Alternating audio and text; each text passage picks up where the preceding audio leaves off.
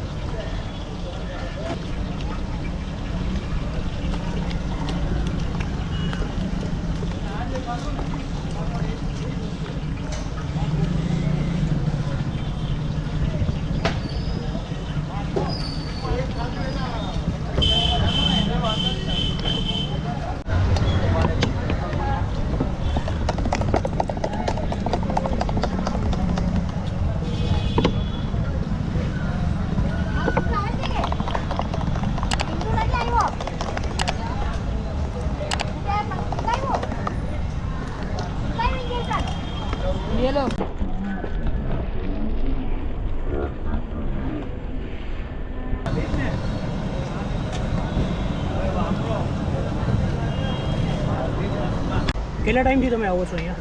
લગભગ સમજી લો ને 10 થી 12 વર્ષ તો થઈ ગયા છે. અચ્છા. આ ભાઈને મેં ઓળખીએ ત્યાં સુધી સેન્ડવિચથી શરૂઆત કરેલી. અચ્છા બરાબર. પછી પકોડાથી શરૂઆત કરીને ત્યારથી સમજી લો કે ભૂખ લાગે ને એટલે એમ યાદ આવે કે અહીંયા આવવાનું છે. બરાબર. ટેસ્ટ કેવો લાગે છે તમને? બેસ્ટ. દાદીમાં અમને દેખાય એટલે અમને સમજી જવાનું કે અહીંયા આવવાનું છે. બરાબર છે. તમને ટેસ્ટ કેવો લાગે છે? મને પણ same to same complete taste લાગે છે. પહેલેથી લઈને છેલ્લે સુધી આટલા વર્ષથી એક સરખો જ ટેસ્ટ આવે છે. ટેસ્ટમાં કોઈ ફેરફાર નથી થતો. ઓકે. તમે કેટલા ટાઈમથી આવો છો અહીંયા? હું પણ સામે બંને સાથે ફ્રેન્ડ છીએ, સાથે આવી.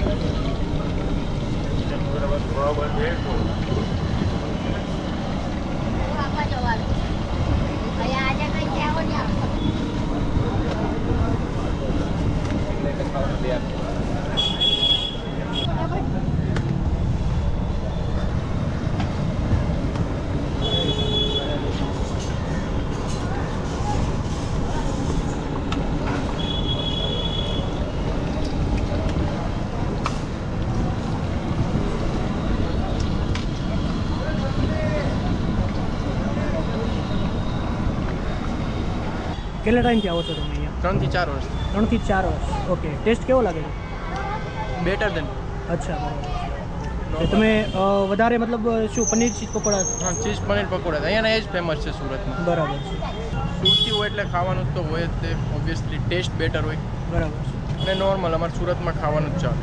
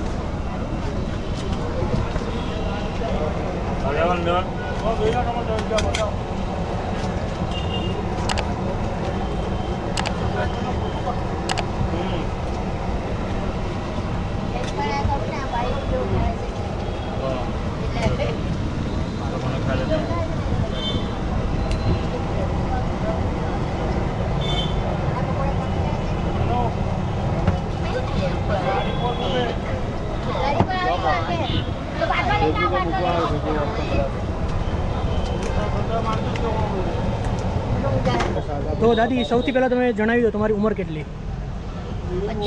75 વર્ષ. ઓકે, અને કેટલા ટાઈમથી તમે શોપ ચલાવો છો? 15 વર્ષ થઈ ગયા. ઓકે, 15 વર્ષ થઈ ગયા. ઓકે, અને આઈડિયા ક્યાંથી આવ્યો આવી રીતે? એ યશપાલભાઈ એના મનથી જ આ ચીઝ પનીર જાતે જ બનાવવાની બરાબર કોશિશ કરી. બરાબર. મેં એવું સાંભળ્યું છે કે સુરતમાં ક્યાંય પણ આવો ટેસ્ટ નથી મળતો તમારા જેવો. નહીં મળે. પહેલી આ પનીર પકોડા બનાવવાવાળા યશપાલભાઈ જ છે. અચ્છા, તો બીજું કંઈ જણાવવા માગશો તમને અમારા વિશે? માતાજીની દયાથી મહેનત કરીને હા. એ કરવાનું. તમે આટલી ઉંમરમાં પણ અત્યારે કામ કરી શકો છો, અહીંયા બેસી શકો છો. કામ કરવું પડે કારણ કે યશપાલના પપ્પા હા, 8મું ધોરણ ભણતો ત્યાંના ઓફ થઈ ગયેલા. પછી મેં કેટલા નાના છોકરાઓને મોટા કર્યા. પછી આ આઈડિયા યશપાલભાઈને આવી તો યશપાલભાઈ એ બનાવવાનું શરૂ કર્યું. બરાબર. પહેલાં તો સાદા પેલી સેન્ડવિચ ચાલુ કરેલી. બરાબર છે.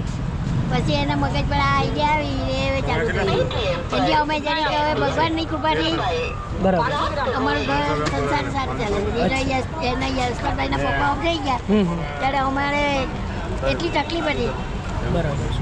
ઓકે, કેટલા ટાઈમથી આપણી શોપ છે અહીંયા? હે કેટલા ટાઈમથી ચાલે છે શોપ? 15 વર્ષ થઈ 15 વર્ષ થઈ ગયા. બરાબર છે. તો ઘણો ટાઈમ કહેવાય 15 વર્ષ એટલે. અને 15 વર્ષ સુધી માર્કેટમાં ટકી રહેવું મતલબ ટેસ્ટ તમારો એકદમ સારો હોવો જોઈએ તો જ એટલા ટાઈમ ટકી શકો. તમે મતલબ 1000 પકોડા બનાવીએ ને તો બી આ જ ટેસ્ટ આવશે.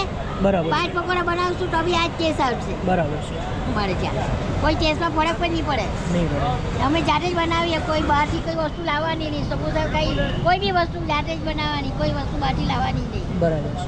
મેં બી હમણાં ટેસ્ટ કર્યો પણ એકદમ યુનિક ટેસ્ટ લાગ્યો એમ. તમે બાજુમાં ખાઓ એ ટેસ્ટ તમને અલગ જ લાગશે. બરાબર. એથી ત્રીજી લારી પર જાય એ બી ટેસ્ટ તમને અલગ જ લાગશે. બરાબર છે. પનીર પકોડા લાવવાવાળા જ યશપાલભાઈ છે. બરાબર છે. શરૂઆત એમને જ કરી. હા, બરાબર. બરાબર. એમને આ ગ્રાહકને પૂછી જો તમે. ગ્રાહકની પાસે બે શબ્દ 5-10 વર્ષથી જ આમ. તો ફ્રેન્ડ્સ, આપણે જોયું, આપણે દાદી સાથે પણ વાત કરી અને એમને મતલબ એમની સ્ટોરી કહી કે કેટલા ટાઈમથી આ શોપ ચાલે છે, તેમની ઉંમર કેટલી છે વગેરે વગેરે. તો તમે પાછળ જોઈ શકો છો. તો મેં પણ ટેસ્ટ કર્યો, એકદમ યુનિક ટેસ્ટ લાગ્યો. તો તમે પણ અહીંયા આવી શકો છો. હું તમને ડિસ્ક્રિપ્શનમાં એડ્રેસ વગેરે આપી દઈશ. તો તમે શું કહેવા માગો છો શોપ વિશે? કેટલા ટાઈમથી શરૂઆત કરી? 15 વર્ષ. 15 વર્ષ થઈ ગયા. બરાબર છે. ઓકે, અને દાદી એમ કહે છે કે યશપાલભાઈનો આઈડિયા હતો કે આવી રીતે પનીર પકોડા બનાવવા માટે. તો તમને આવો આઈડિયા ક્યાંથી આવ્યો? બસ એમ જ વિચાર આવ્યો કે કંઈક નવું બનાવવું છે બરાબર છે. તો વિચાર આવીને આ બનાવ્યું. બરાબર છે. ઓકે, અને શોપ કેટલા ટાઈમથી ચાલે છે? 15 વર્ષ. 15 વર્ષ થઈ ગયા. બરાબર છે. અને ટાઈમિંગ શું હોય છે આપણે અહીંયા? બપોરે 3 વાગ્યાથી બપોરે 3 વાગ્યાથી લઈને 8:30 વાગ્યા. 8:30 વાગ્યા સુધી. અને કોઈ દિવસ બંધ હોય? નહીં, દિવાળીમાં ખાલી 10 દિવસ બંધ રહી. ઓકે, દિવાળીમાં 10 દિવસ બંધ, બાકી આખું વર્ષ ચાલુ હોય છે. ઓકે, બરાબર છે. સન્ડે હોય યા કુછ. બરાબર છે. આ મારા ફેમિલી છે. ઓકે, મારી વાઈફ છે ઘરે, બરાબર. હેલ્પ કરે છે. મારી છોકરી બી હેલ્પ કરે છે. મારી મમ્મી બી હેલ્પ કરે છે. ઘરના બધા જ વ્યક્તિ આ ધંધામાં જોડાયા છે. બરાબર છે. અને મારા જે ઘરે કામ કરવા આવે છે એ લોકોનો બી બહુ સાથ છે મને ઓકે. કે ઓકે, તો આ બધું પ્રિપેરેશન પહેલાં ઘરેથી કરવું પડે છે, બરાબર છે?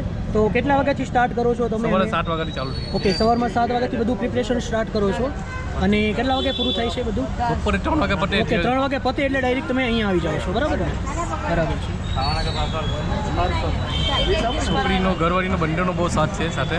મમ્મીનો બી સાથ છે. ના ના, એ સાચી વાત છે. કોઈ સફળ માણસ પાછળ કોઈ ઓરતનો હાથ હોય છે. મતલબ એવી રીતે મતલબ તમે પણ જો અત્યારે સફળ છો તો તમે એનો શ્રેય તમારા વાઈફને આપો છો, બરાબર છે? મમ્મી છે, વાઈફ છે. ઓકે, તમારા છોકરી વાઈફ છે, બધા. મમ્મી છે.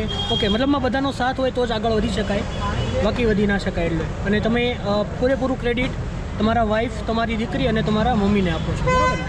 અને માણસો બી મને એટલા સારા મળ્યા છે કે એ લોકો બી કોઈ દિવસ આપણે હેરાનગતિ કરતા નથી ને જે કામ આપે આપણે કરવાનું કે તે કરી શકે. બરાબર છે. ના ના, સારી વાત છે. અને ટેસ્ટ પણ મેં બી ટેસ્ટ કર્યું, ઘણો ટેસ્ટ સારો લાગ્યો છે અને એકદમ યુનિક ટેસ્ટ.